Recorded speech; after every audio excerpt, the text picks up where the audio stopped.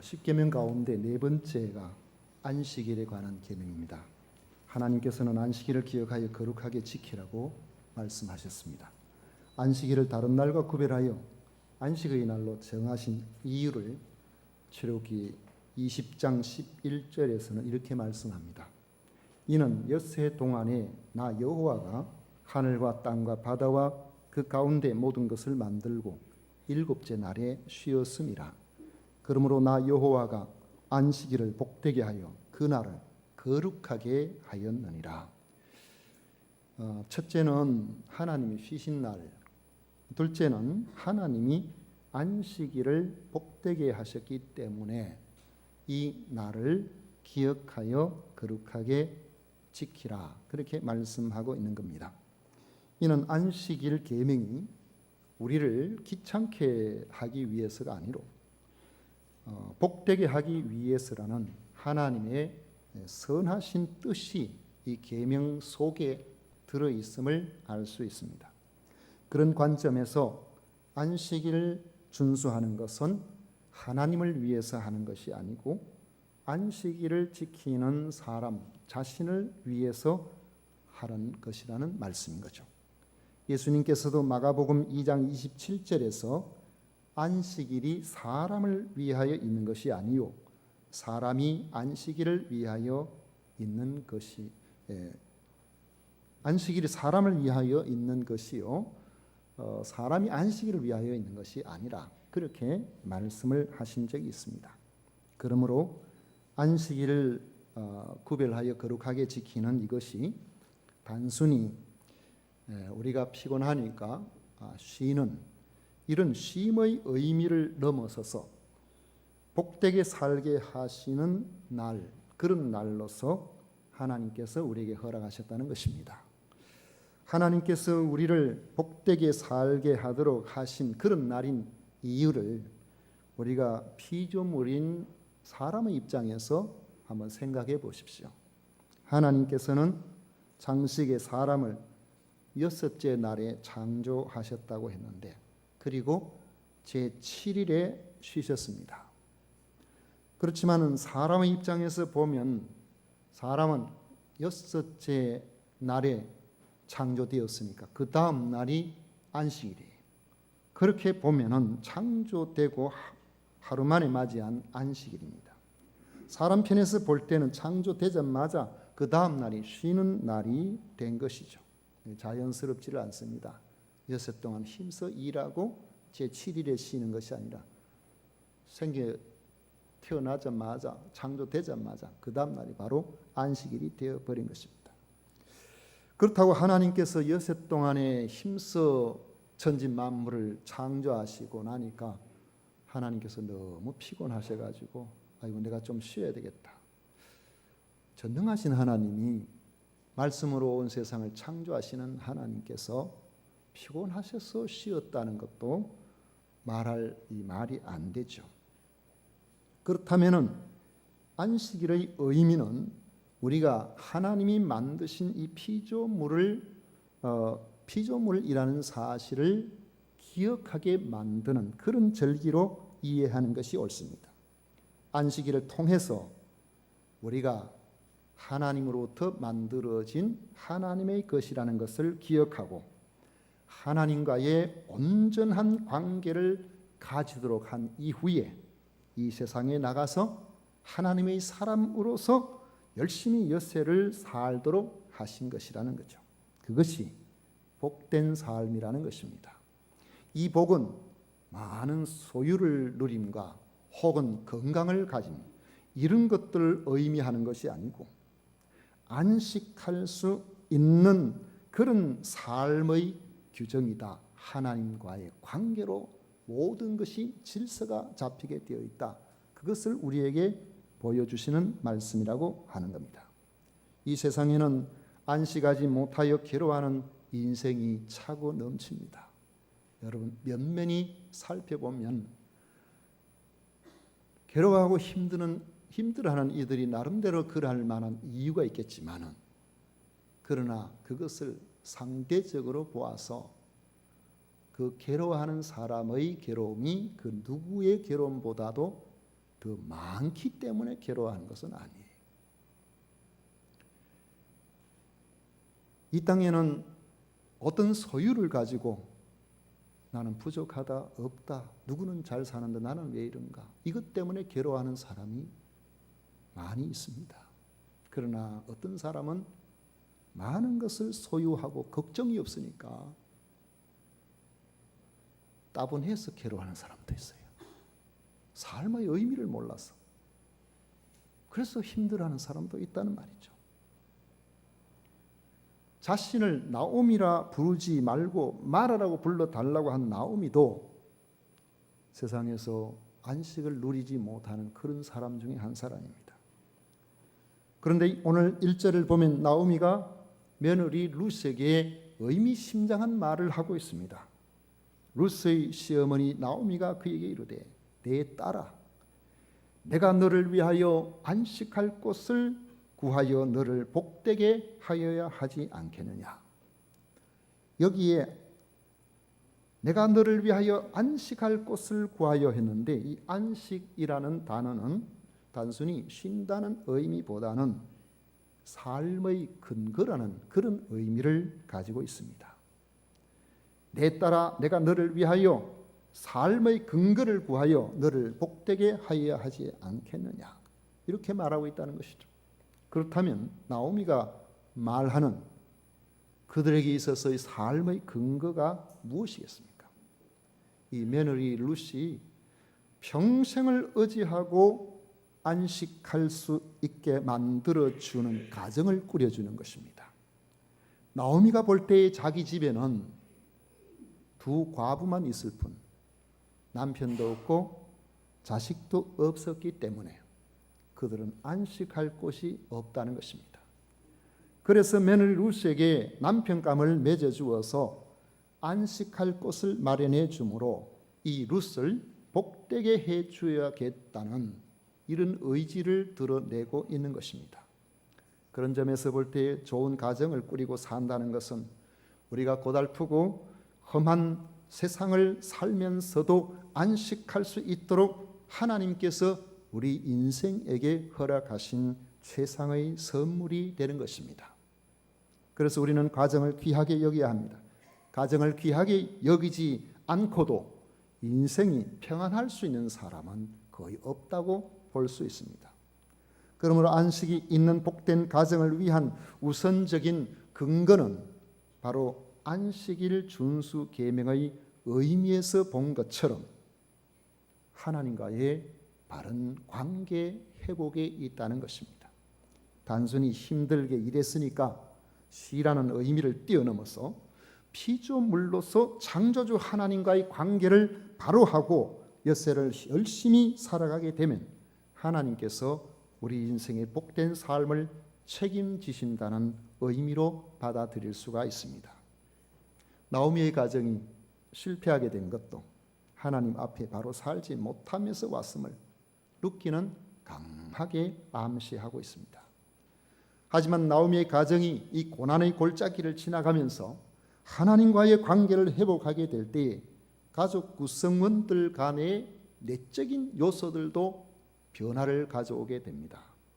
그 결과는 가정이 안식할 곳을 마련하게 되는 것으로 나타나고 결국에는 복된 가정으로 열매를 맺게 되는 것입니다. 그렇다면 오늘 본문에서 안식할 수 있도록 변하여지는 가족 간의 내적 요소가 어떤 것인지를 한번 생각해 보려고 합니다. 첫째로는 가족 구성원 간의 이기심 극복입니다. 가정 불화의 많은 원인이 자기 중심적인 생각과 이기적인 행동에서 비롯됩니다. 그런데 인생의 깊은 실패를 겪은 나오미는 생각이 틀이 달라졌어요. 자기보다는 며느리의 처지를 항상 먼저 생각합니다. 사실 생각해보면 나오미의 처지가 며느리인 룻의 처지보다 낫지 못합니다. 룻은 젊어서 여러 가지 가능성이라도 있지만 나오미는 이미 젊은 때를 지나갔습니다. 이쯤 되면은 젊은 룻의 처지보다는 자신을 먼저 챙기기가 쉽습니다. 많은 경우에 연로하신 부모님들 어떻습니까? 건강하십니까? 전화라도 한번 드려보십시오. 아이고 나는 괜찮다. 나는 다 늙었으니까 너희들이나 건강해야지. 그 말은 안 괜찮다는 말이에요. 항상 연약하고 항상 뭔가 우리의 신체의 기능들이 세월이 흘러감에 따라 약화되어서 뭔가 항상 몸에 불편한 것이 있다는 이야기. 그런데도 그 입술에서는 나는 괜찮아. 너희들은 잘 살아야지. 너희들이나 건강해야 되지. 어른들이 그렇게 이야기를 하시는데 그걸 너무 고지고대로 들으면 안 돼요. 나오미의 관심은 오직 며느리에게 집중되어 있습니다. 심지어 며느리를 딸이라고 부르면서 자상하고 진지하게 며느리의 복된 장래를 모색하고 있는 것입니다. 오늘날 가정에 많은 문제, 상처, 불화 이런 것들이 여러분 뭐 때문에 온다고 생각하십니까? 왜 나를 알아주지 않는다는 것이죠. 왜 자기만 생각하느냐는 것이죠. 자기 중심적인 생각, 이기적인 생각 때문에 가정에 평안하지 못하고 서로 불편하는 이런 관계가 되어진 경우가 얼마나 많습니까?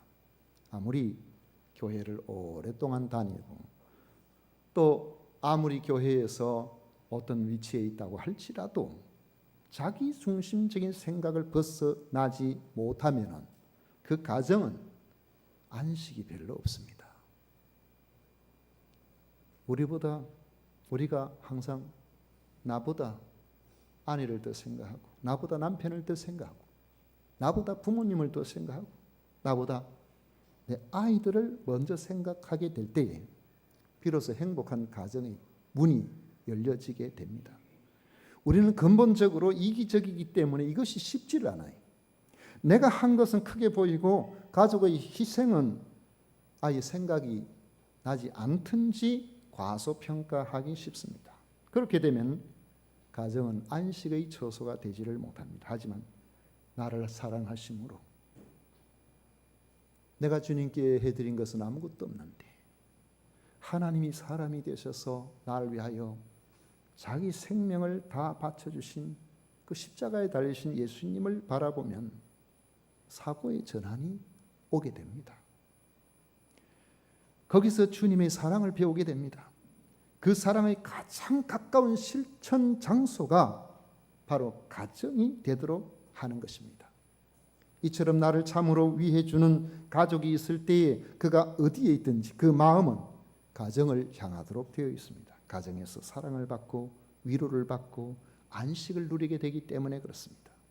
나오미와 룻이 자기 중심적인 이기심을 버리고 고부간이 진심으로 서로 생각해 줄 때 그 가정은 이미 안식이 있는 가정으로 가고 있는 것입니다. 두 번째로는 가족 구성원 간의 신뢰와 순종입니다. 오늘 2절에서 4절까지의 말씀에 보면 나오미는 룻이 안식할 곳을 구할 수 있도록 할 일을 가르쳐 줍니다. 2절부터 4절까지 우리 다시 한번 읽어볼까요? 다 같이 2절부터 읽습니다. 내가 함께 하던 하녀들을 둔 보아스는 우리의 친족이 아니냐? 보라, 그가 오늘 밤에 타작마당에서 보리를 까불리라. 그런즉 너는 목욕하고 기름을 바르고 의복을 입고 타작마당에 내려가서 그 사람이 먹고 마시기를 다 하기까지는 그에게 보이지 말고 그가 누울 때에 너는 그가 눕는 곳을 알았다가 들어가서 그의 발치 이불을 들고 거기 누우라. 그가 내 할 일을 내게 알게 하리라 하니. 이것은 기업을 물을 사람이 저 사람이 우리의 기업을 물을 사람이 되어야 되겠다. 우리 앞으로 우리 가정을 책임져 줄 사람이 되어야 되겠다. 이게 무슨 말인지를 혹 잘 모를 분들이 계실 것 같아서 다시 한번 설명을 해드립니다. 성경에 보면은 기업 물을 자에 대한 그러한 규정이 나오는데 결혼을 해서 아이가 없이 남편이 죽어버리면은 그 집안이 대가 끊겨버려요. 하나님께서는 이러한 문제에서 대를 다시 살릴 뿐만 아니라 젊어서 과부가 되어 있는 그 사람을 위한 사회 보장책으로 기업 무를자 제도를 허락해 주셨습니다. 남편이 없이 자식을 낳지 못하고 남편이 죽은 그런 아주 절망적인 그런 사람에게는 가까운 우선적으로는 형제들이 그 여인을 취하여 자식을 낳게 만들고, 그래서 그 자식을 죽은 사람의 이름으로 대를 이어가도록 그렇게 해주고, 살아갈 수 있도록 자신의 재산의 한 몫을 그에게 떼주도록 그렇게 만들어 놨다는 것이죠. 형제가 없을 때는 가까운 친척 순서대로 그렇게 갑니다. 그런데 그들 중에서 난 내 재산 잃어버리기 싫소, 이런 생각을 가지고 있는 사람은 거절할 수도 있어요. 거절하게 되면 그 사람은 그 사회에서 자기 가까운 가족, 친족을 돌아보지 않은 사람이라는 불명예를 지게 됩니다. 그런 관습이 이제 있는데 이런 일들 중에서 특별히 저분이 우리와 가까운 친족이기 때문에 저분이 나의 기업 물을 사람이 되어야 되겠다, 이러한 생각이 든다고 하면은 그 당시에 이스라엘의 관습이 여성이 먼저 그 사람에게 프로포즈를 하도록 그렇게 해놨다는 말이죠. 이방 여인이고 지금까지 우리가 살펴본 것처럼 현숙한 여인인 루스로서는 이스라엘의 이런 관습이 부끄럽게 느껴질 수 있습니다. 그렇지만 시어머니가 자신을 위해서 가르쳐주는 일에 대해서 루스는 전혀 이의를 달지 않습니다. 5절 말씀에 보면 루시 시어머니에게 이르되 어머니의 말씀대로 내가 다 행하리다, 그렇게 말씀하고 있습니다. 여러분, 어째서 이렇게 순종이 가능했을까요? 그것은 시어머니에 대한 깊은 신뢰 때문이라는 거죠. 이런 신뢰가 어디에서 올까요? 어머니의 인격을 믿는 데서 온 것입니다. 어머니가 하시는 말씀에는 다 나를 위한 선한 뜻이 계실 것이다, 그런 생각입니다. 만약에 어머니를 믿지 못한다면 여러분 순종하겠습니까? 할 수 없죠. 불신과 불순종, 또 신뢰와 순종은 항상 같이 가도록 그렇게 되어 있는 겁니다. 불신을 극복하는 방법이, 여러분, 어떻게 하면은 불신의 관계에서 신뢰의 관계로 바뀌어질 수가 있을까요? 그걸 위해서 우리가 생각해 봐야 될 부분은 우리 인생이 골고다 언덕을 함께 올라가야 돼요. 예전에 어떤 아침 프로그램인지 어느 방송에 보니까 며느리가 자기 시어머니하고, 거기도 두 과부인데 아주 가깝게 그렇게 살아가고 있는데, 시어머니는 연세가 80이 훨씬 90이 다 됐고 며느리는 거의 70이 다 된 그런 분인데, 그 시어머니가 며느리를 향하여서 10명의 딸보다 더 나은 며느리라고 그렇게 며느리를 아끼고 그렇게 귀하게 여겨요. 며느리도 마찬가지로 그 시어머니를 얼마나 지극정성으로 그렇게 섬기는지 보는 사람들이 감탄할 정도로 고부간에 그렇게 관계가 좋아서, 결혼하고 처음부터 그랬냐 그러니까 안 그렇다더라고. 처음에는 엄청 안 맞아가지고 너무너무 힘들었는데 세월이 흘러가면서 눈물 흘릴 일들을 같이 겪어가면서, 어려운 일들을 겪어가면서 시어머니도 며느리를 이해하게 되고 며느리도 시어머니를 이해하게 되어서 이제는 한시라도 같이 안 있으면 서로 불안해할 정도로 그렇게 다정스러운 관계로 바뀌어졌다는 그런 이야기를 하는 것을 본 적이 있습니다. 함께 고난의 현장을 지나가다 보면 서로에 대한 신뢰가 회복되는 경우가 많죠. 나오미와 룻은 다 같이 불행을 겪었습니다. 함께 가난을 견뎌내야 할 형편이 되었습니다. 다른 며느리 오르바는 너는 나 따라가도 별 희망이 없으니까 새로 남편 하나 얻어가지고 친정 돌아가서 새 살림을 차리고 그렇게 살아라. 어머니 그러면 안 되는데요 하면서 가버렸어요. 그러나 룻은 끝까지 시어머니 나오미와 함께 했습니다. 가난을 이겨내기 위해서 책임져야 할 현장을 피하지 아니하고 아직까지 젊은 세대기에 불과한 이런 여인이 낯선 타국의 타양 동네에서 눈치 보이게 남은 타작마당에 쫓아다니면서 이삭을 죽고 힘들게 자신과 어머니를 복양하기 위해서 최선을 다했던 겁니다. 이런 서로 운명 공동체로서의 깊은 신뢰 관계가 형성되어 있었기 때문에 자기 시어머니가 하는 말은 우리 어머니는 다 나를 위해서 하시는 것이다. 무슨 말씀을 하시든지 나를 복되게 하기 위해서 하시는 말씀이라는 사실이 믿어지니까 기꺼이 순종하게 되는 것입니다. 여러분, 이런 가정에 안식이 있고 행복이 있다는 사실을 기억하시기 바랍니다. 내 남편은 분명히 나 몰래 딴 통장에 우리 집에는 지금 막 뭐가 없어가지고 맨날 반찬 하나 사려고 해도 막 이런데 분명히 나 몰래 한 20억쯤 넣어놓고 있을 거다. 그런 가정에는 안식이 없어요. 자기 남편 혼자 잘 먹고 잘 살고 뭐 좋은 옷 입고 뭐 부인은 뭐 손이 부르트럭 일하고 이래 하는데도 관심도 안 가지고 돌아보지도 않고 그런데 무슨 안식이 있겠습니까? 그런 가정들 몇 가정 압니다. 우리 교회 가정은 아니고요.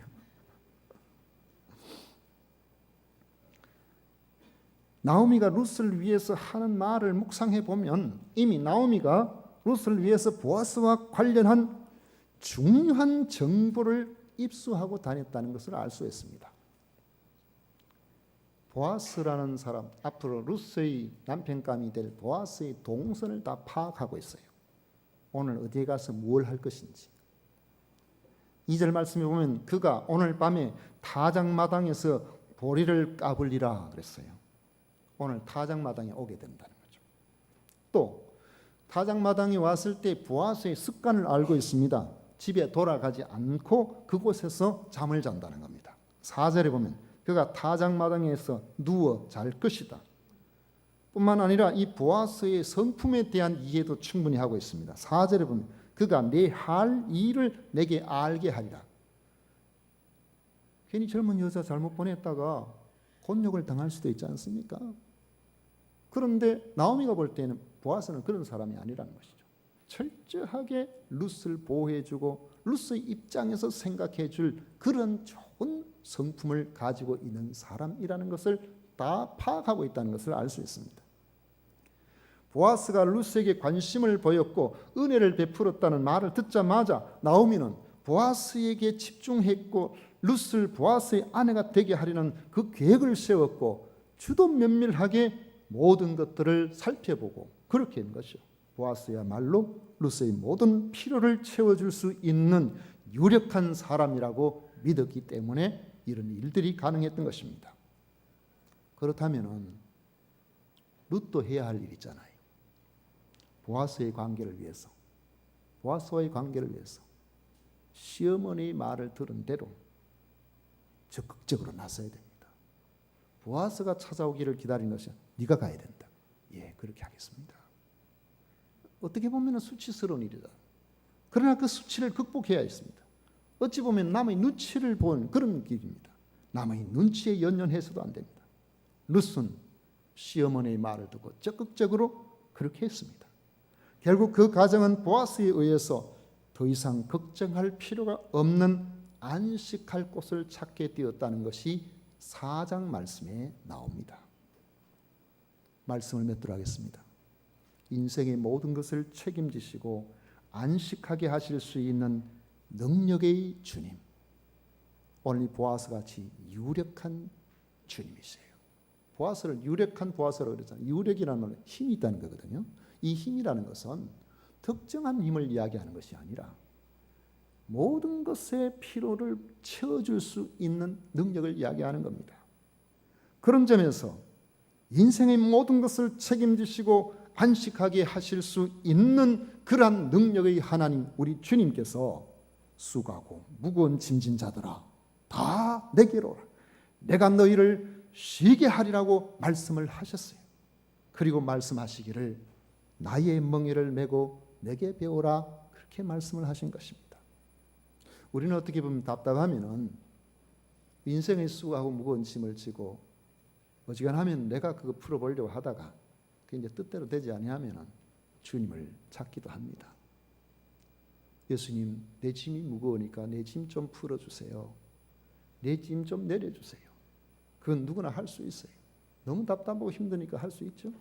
그러나 주님을 따라서 주님의 초청을 받아서 주님께서 수고하고 무거운 짐진 자들아 다 내게로라 내가 너희를 쉬게 하리라 말씀하실 때에 주님이 쉬게 하시는 방식은 그냥 나오기만 하면 되는 게 아니고 나의 멍에를 메고 내게 배우라고 말씀하시는 그 말씀에 대한 순종이 필요하다는 것이죠.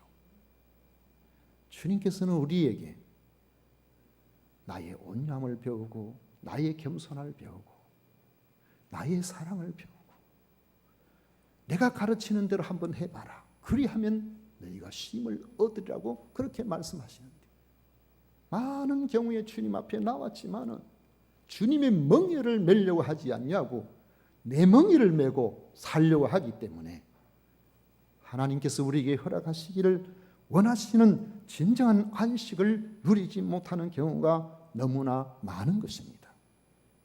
인생의 흉년이 찾아오면 많은 가정이 속수무책으로 그 흉년에 희생이 되어버립니다.